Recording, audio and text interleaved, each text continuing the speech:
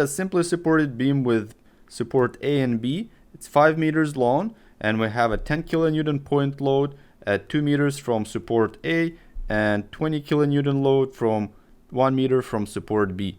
So in order to draw a bending moment diagram and a shear force diagram, first we need to determine the support reactions. So let's go ahead and do that first. To find support reactions at support A and support B, we first need to make a couple assumptions. The first assumption we have to make that this beam is in equilibrium. What it means is that all forces acting upward is going to be equal to the sum of forces acting downward. And we can write it down here in this following formula. So sum of all forces acting upward is going to be equal to the sum of all forces acting downward. Then we can write down the following. So if all the forces acting upward, which is going to be the reaction force at support A plus reaction force at support B, it's going to be equal to the sum of forces acting downward, which is 10 plus 20.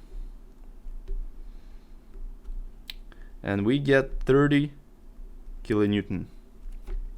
Okay? And the second assumption is going to be that the sum of all moments about point A and point B is going to be equal to 0.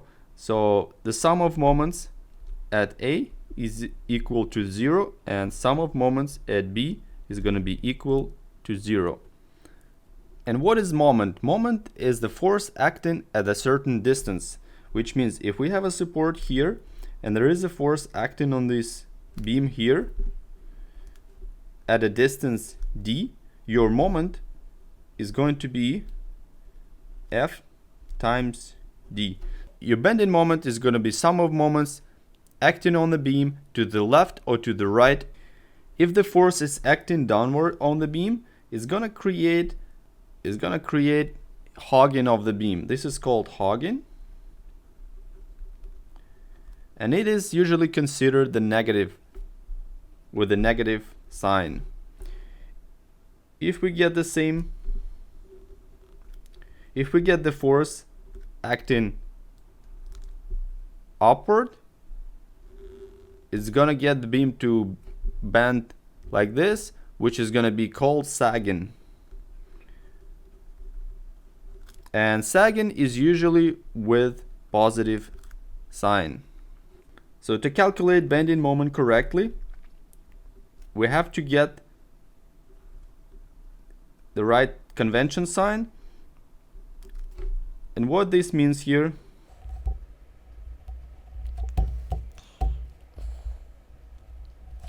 so for bending moment, we're gonna be taking this convention sign, and what it means here, if we start calculating bending moment from left to right, we're gonna be counting all the bending moment that creating clockwise is gonna be with plus, and all the bending moment counterclockwise is gonna be considered minus.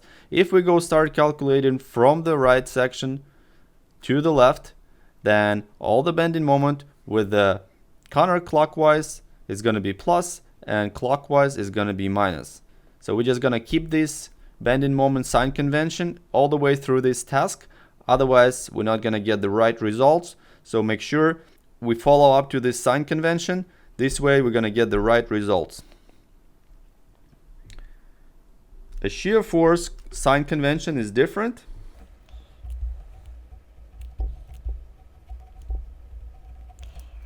This is considered a section. If we start calculating from left to right, all the forces that's acting upwards is going to be with the plus sign, and all the forces acting downwards is going to be with minus. But if we start calculating from right to left, all the forces acting downwards is going to be with plus, and all the forces acting upwards is going to be with minus. So this is the sign conventions you need to follow all the way through the task to get the correct results for bending moment and shear force. So let's just go ahead and draw the sign convention again for this bending moment.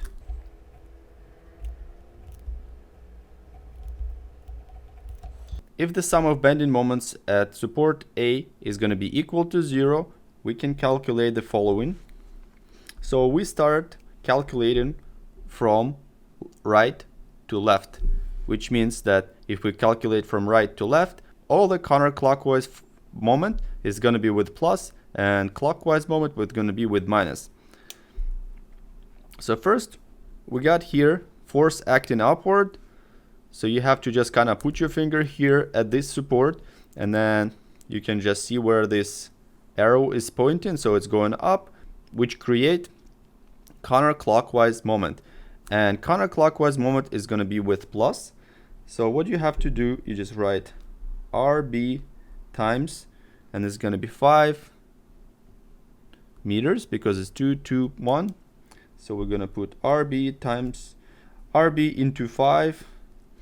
Then the next one is going to be force acting downwards. It's going to be 20 kilonewton acting downwards, so it's going to be with minus, and it's 2 plus 2 is going to be 4. So we're going to put minus 20 into 4.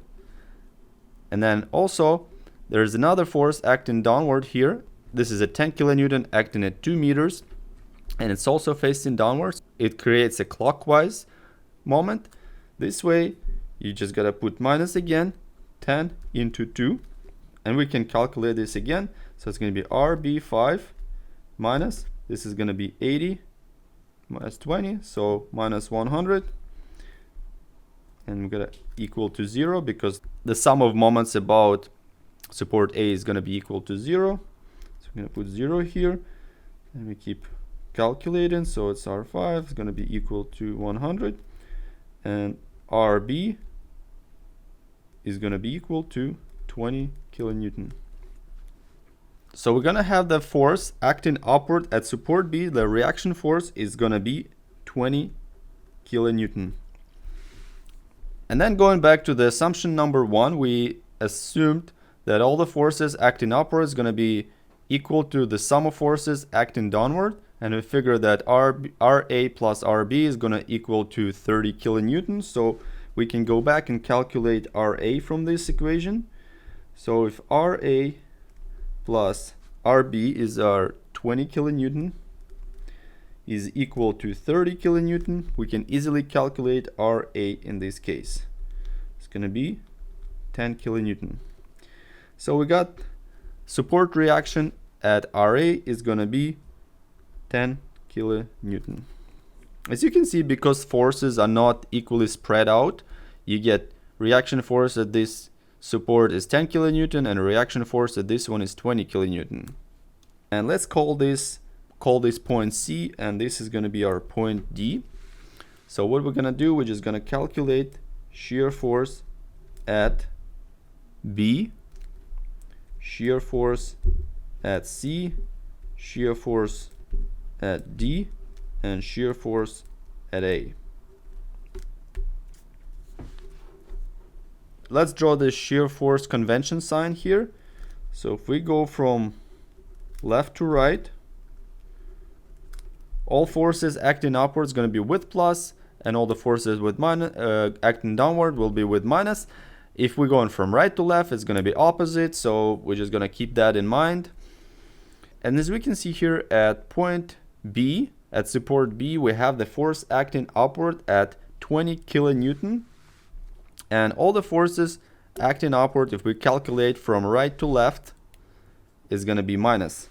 So we're going to have at point B minus 20 kilonewton. Okay. And what is shear force? Shear force is sum of all forces acting on the beam either to the right or to the left of the section. So let's say we got a section cut out right here. We got to take all the forces to the left or all the forces to the right, and this is going to be your shear force. So in this case, we have all these forces here, or we got all the forces here. There's no force here, which means it's actually going to be equal to 0. But if we calculate this force, then it's going to be minus 20 because it's going upward, and we know that if we calculate it from right to left, upward force is going to be with minus. Okay, let's go ahead and calculate the shear force at point C. So we have to calculate the previous shear force at point B. It's going to be minus 20. And then we have another shear force coming down, and this is going to be down, and we calculate from right to left. So this is going to be with plus. So we go plus 20, which is going to be equal to 0. Okay, So at this point, we're going to have 0. Let's go ahead to point D, and we write the shear force at point C, which is 0. Then we have a point load of 10 kilonewton acting downward, which is going to be plus 10. And we're going to have 10 kilonewton here. And at point A, we have 10 kilonewton going upward, which is going to be with minus again. So we're going to have 10 minus 10. And we're going to have 0 kilonewton. So basically, if we don't take into account these forces at the supports, it's going to be 10 over here. But if we do take into account support reactions, we're going to have 0 at both supports. Now, since we have all the shear force calculated, we can go ahead and draw the shear force diagram. And to do that, you have to just draw another beam. And then you can just draw the lines from your points. Let's say at your supports, as well as the points where the force is acting on the beam. So this is going to help us draw a shear force diagram. First, what we want to do, we just want to mark all the points at this graph here, at the shear force envelope. At point B, we got minus 20, so let's go ahead and put like minus 20 right here. Then at point C, we got 0. Got 0. Then at point D, we got 10. And then at point A, we got 0 again.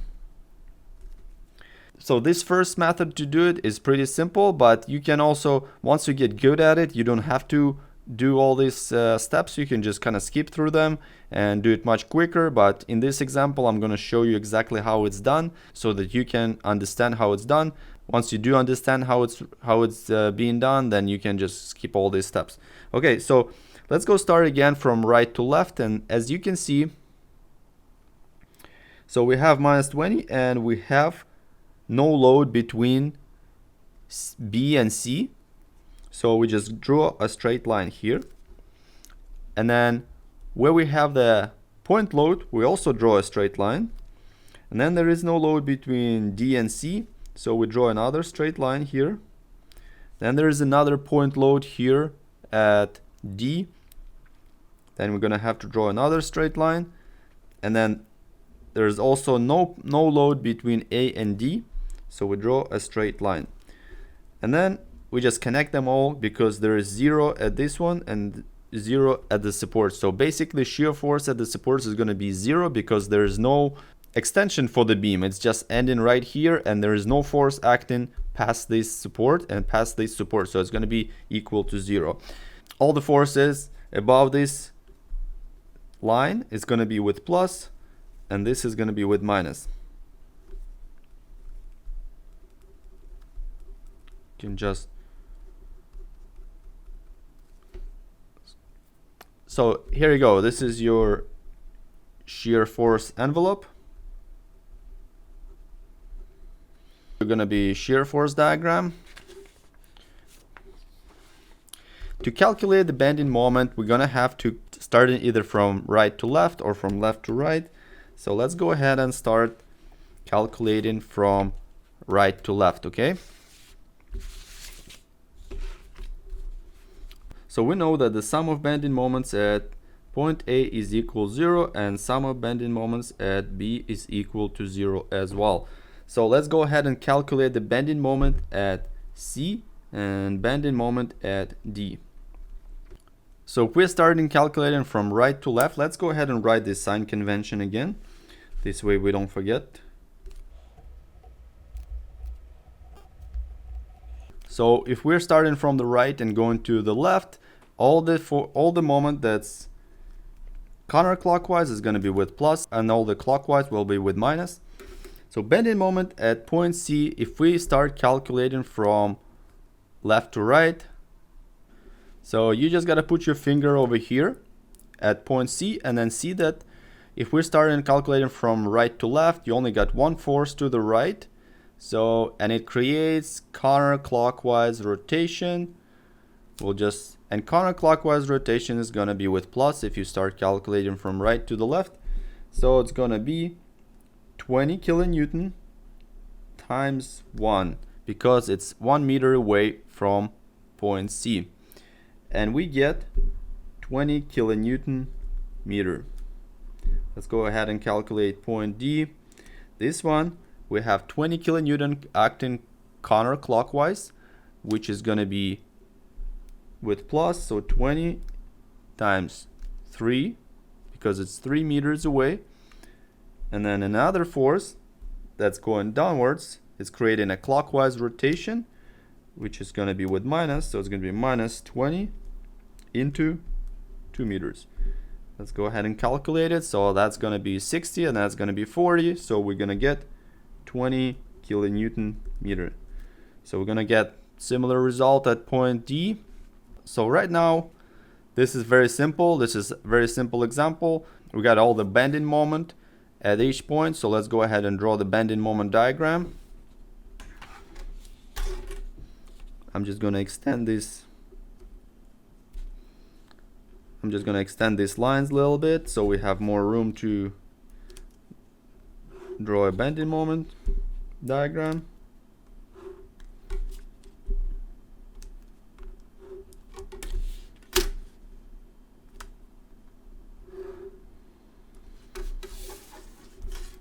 Okay, so let's go ahead and mark all our points at the bending moment diagram. So we got 0 at point A and 0 at point B, 20 kilonewtons meter at point D, and 20 kilonewton meter at point C.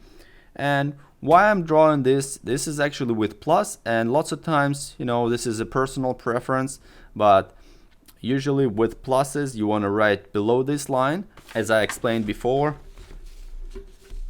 the sagging is usually considered with plus, positive, and hogging usually considered negative, but this is a personal preference. It doesn't really matter.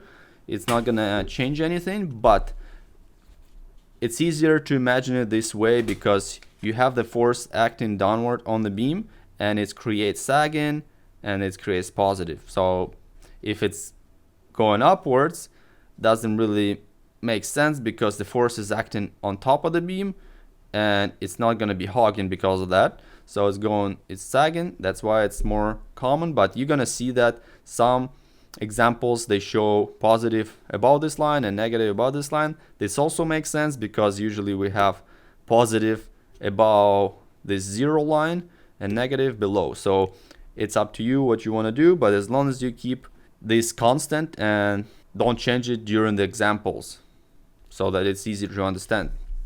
Okay, so if for the shear force we had the point load straight line, no load straight line, UDL is going to be inclined. So for the bending moment, if there is point load, it's actually an inclined line. So for the point load, it's going to be inclined. For the UDL, which we don't have in this example, is going to be the parabolic or the arch, like a curved line like this. We don't have this in this example, as I said, but we're going to have it in a future example. So the next thing we want to do is going to be draw the lines. So we got connect them here. It's going to be inclined line. Then when there is no load in between, there's going to be a straight line and an inclined line again. So this is going to be positive, and this is your bending moment diagram. So there you go, guys. This is how you calculate your bending moment and shear force diagram for a simply supported beam with point loads. In next example, we're going to look at the uniformly distributed load, or the UDL.